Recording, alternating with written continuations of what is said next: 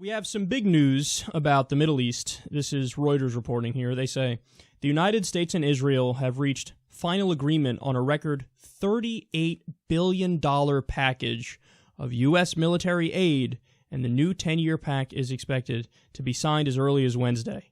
The deal will represent the biggest pledge of U.S. military assistance made to any country, but also involves major concessions, this is what they say, granted by Israeli Prime Minister Benjamin Netanyahu, according to officials on both sides and U.S. congressional aides. They continue. Those include Israel's agreement not to seek additional funds from Congress beyond what will be guaranteed annually in the new package, and to phase out a special arrangement that has allowed Israel to spend part of its U.S. aid on its own defense industry instead of on American-made weapons, the officials said. Okay, look at the goddamn framing on this article. It's mind-blowing. So they say, United States taxpayers are going to give Israel $38 billion over 10 years, but don't worry, Netanyahu made some concessions. So they frame it like it's a 50-50 thing, like it's a negotiation or something. Like, well, we're going to give them $38 billion, but don't worry, it's cool because they give us $38 billion too, and then we're even Stevens. Wait, no, we're giving them $38 billion of our tax money, and you're bragging about how it's cool. We got some concessions out of him. Oh yeah, what are the concessions? He's not going to ask for more money from Congress. That ain't a fucking concession. And, oh yeah, now he needs to buy all the weapons that he buys with that money from our defense contractors and not his own defense contractors. We fucking got him. You got yourself. You got yourself. But understand, guys, Eisenhower's turning over in his grave. This is the military-industrial complex. I mean, the whole idea is, okay, we're going to take hard-working U.S. taxpayer money from the middle class, give it to a fucking right-wing leader who's known to go on bombing orgies every now and then. But don't worry, it's cool because those weapons are going to come from us. So we give the money to him, he gives it right back to our defense contractors, and then they give him tanks and planes and ammunition and weapons and everything under the sun. So our welfare in this country is warfare.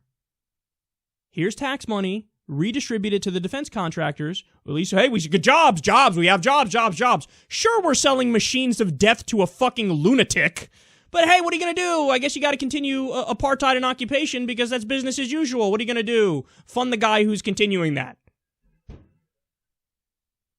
You think, just maybe, here's a thought, that $38 billion could be used for something here at home, could be used for something better than spreading death across the world.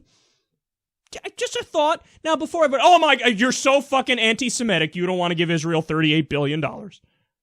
Yeah, you got me. Whoa, that's so anti-Semitic. No, I also want to cut all this unnecessary military aid to the tune of billions of dollars to Egypt. I also want to cut it to Saudi Arabia. You think, oh, I got you. No, you didn't get me. You're tap dancing in your own fucking mind, trying to find out a way to twist this to say, no, it's a good thing we give all that money unnecessarily to Israel. No, it's not. It's not. We live in a country where we have places that don't even have clean water. This is the United States of America. And there's some places where they can't fucking drink the water. And we're giving $38 billion to Netanyahu. What the fuck? Our infrastructure gets a grade of D. We're falling apart at the seams. We're like, that's cool. Anyway, give Netanyahu $38 billion, then he can give it to us for weapons, and then he can continue to bomb and kill people. And then, gosh, sweet Jesus, why do they hate us? I don't understand why they hate us. Could it be that we just funded this maniac who killed women and children and innocent people all over the place? 80% civilians in the last fucking bomb fest in 2014? I'm sure that, that's not going to radicalize people, is it? If somebody came and bombed your family and killed them, you wouldn't want revenge after that now, would you? Why do they hate us? Gosh, it's so hard to figure out. It's so, how dense people are over this drives me nuts. Can you please stop funding crazy people and stop jacking taxpayer money. We have 45,000 people that die every year in the United States because they don't have access to basic health care. But you have $38 billion to give to Netanyahu to continue apartheid and occupation. What a sick, sick joke this is. And then Obama turns around to the Republicans and goes, gotcha! Got him how? What does that mean? Well, the Republicans love Netanyahu and they like to blow him in a sloppy way, so I blew him in a sloppy way. Yeah!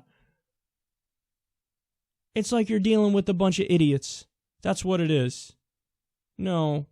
Rip up this deal. Say no more. Look, it's not like I want a war with Israel, or I want a war with Saudi Arabia, or I want a war with Egypt and all these countries that we give billions of dollars worth of weapons to.